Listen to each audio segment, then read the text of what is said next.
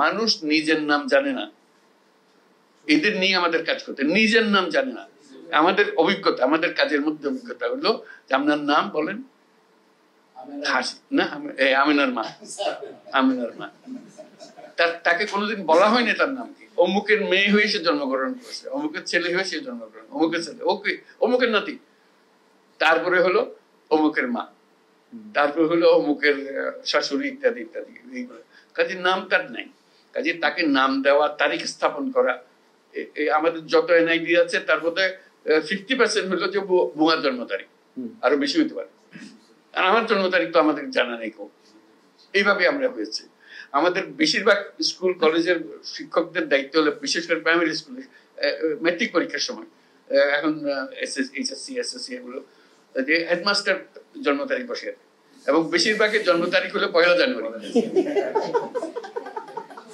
বাংলাদেশে যত 1 জানুয়ারিতে জন্মগ্রহণ করে, পৃথিবীর কোনো দেশে এত জন্মগ্রহণ করে।